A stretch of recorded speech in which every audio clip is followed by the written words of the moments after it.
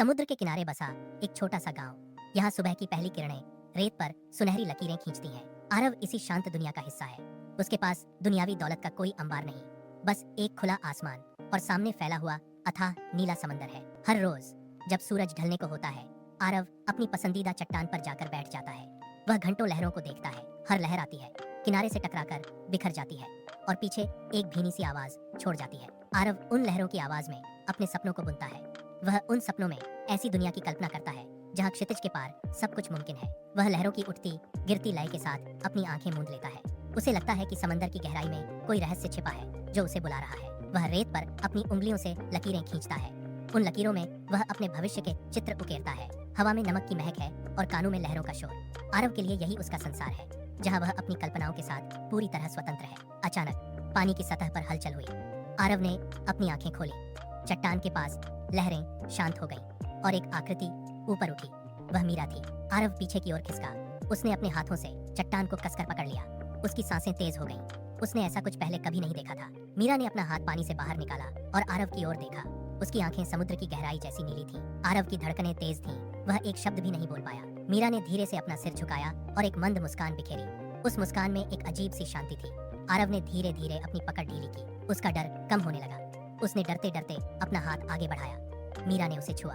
एक ठंडी और ताजा लहर आरव के शरीर में दौड़ गई। अब आरव डरा हुआ नहीं था। मीरा ने पानी से बाहर आकर आरव के बगल में बैठना शुरू किया। वे घंटों तक बैठे रहे। आरव ने उसे गांव की गलियों और पेड़ों की कहानियां सुनाई। मीरा ने उसे समुद्र के नीचे की दुनिया के बारे में बताया, जहाँ रोशनी अलग तरह से तैरती है। वे हंसे, बातें की और एक दूसरे की दुनिया के किस्से साझा किए। चांदनी रात में उनकी यह पहली मुलाकात एक गहरी दोस्ती में बदल गई। अब हर रात का इंतजार आरव के लिए एक नया रोमांच बन गया था। हवा में नमी बढ़ गई थी। आरव चट्टान पर बैठा मीरा का इंतजार कर रहा था, लेकिन जब वह पानी से बाहर आई तो उसकी आंखों की चमक गायब थी। मीरा ने आरव का हाथ थामा। उसकी उंगलियां बर्फ जैसी ठंडी थीं। उसने अपना सिर झुकाया। उसके कंधे भारी लग रहे थे। आरव ने पूछा कि क्या हुआ, लेकिन मीरा ने कोई जवाब नहीं दिया। उसने बस दूर क्षितिज की ओर देखा, जहाँ समुद्र का पानी गहरा काला पड़ रहा था। मीरा ने धीरे से अपना हाथ छुड़ाया और रेत पर बैठ गई। उसने आरव की ओर देखा। उसकी आवाज में एक अजीब सी थरथराहट थी। उसने कहा, आरव, मैं यहाँ ज्यादा समय तक नहीं रुक सकती। समुद्र के नियम पत्थर की लकीर जैसे कठोर हैं। अगर मैं सतह पर और रुकी तो ये लहरें मुझे वापस नहीं ले पाएंगी। आरव के हाथ कांपने लगे। उसने मीरा के कंधे को कसकर पकड़ लिया, मानो उसे यहीं रोक लेना चाहता हो। मीरा ने अपना चेहरा आरव के करीब किया। उसकी आंखों में पानी भर आया था।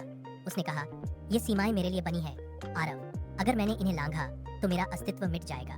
आरव ने चारों ओर देखा। उसे लगा जैसे समुद्र की लहरें अब उसे डरा रही थीं। उसकी सांसें भारी हो गईं और उसने मीरा को अपनी बाहों में भर लिया। अगली रात चांदनी समुद्र की सतह पर चांदी की तरह फैल गई थी। आरव चट्टान पर स्थिर बैठा था। उसकी नजरें पानी की हलचल पर टिकी थीं। मीरा धीरे से सतह पर आई। उसकी गति धीमी थी। उसने अपना हाथ आरव की ओर बढ़ाया। उसकी हथेली में एक मोती था जो चांदनी को सोखकर अंदर से धड़क रहा था। आरव ने उस मोती को छुआ। वह पत्थर की तरह ठंडा नहीं, बल्कि जीवित सा गर्म महसूस हुआ। मीरा ने आरव की हथेलियों को बंद किया और उसके हाथों को अपने गालों पर रखा। उसने एक लंबी सांस ली, जैसे वह आरव की मौजूदगी को आखिरी बार महसूस कर रही हो। आरव ने उसे कसकर थामना चाहा, लेकिन मीरा ने धीरे से खुद को छुड़ाया। वह पीछे की ओर मुड़ी। उसके बाल पानी में तैरने लगे। आरव ने अपना हाथ आगे बढ़ाया, लेकिन उसकी उंगलियां केवल ठंडी हवा को छू सकी। मीरा ने एक आखिरी बार पीछे मुड़कर देखा और फिर बिना किसी शब्द के गहरे पानी में समा गई। लहरें उठीं, टकराईं और शांत हो गईं। आरव अकेला चट्टान पर रह गया। उसके हाथ में वह मोती अब भी चमक रहा था, लेकिन मीरा की जगह अब केवल खाली पानी था। उसने मोती को अपनी मुट्ठी में दबाया और क्षितिज की ओर देखा। समुद्र अब पहले जैसा नहीं था। वह अब एक गहरी खामोशी में डूबा हुआ था। आरव ने अपनी मुट्ठी को सीने से लगा लिया। उसकी सांसें उस खामोशी में गूंज रही थीं। आरव चट्टान से उठा और धीरे धीरे रेत पर चलने लगा। उसके हाथ में दबा मोती अब भी मंद रोशनी बिखेर रहा था। वह समझ गया था कि प्रेम का अर्थ केवल साथ रहना नहीं, बल्कि एक दूसरे को अपने भीतर जीवित रखना है। आरव के कदम रेत पर गहरे निशान छोड़ रहे थे और वह उन निशानों के साथ आगे बढ़ता गया, एक अटूट विश्वास के साथ कि उनका प्रेम समय और दूरी से परे अमर है।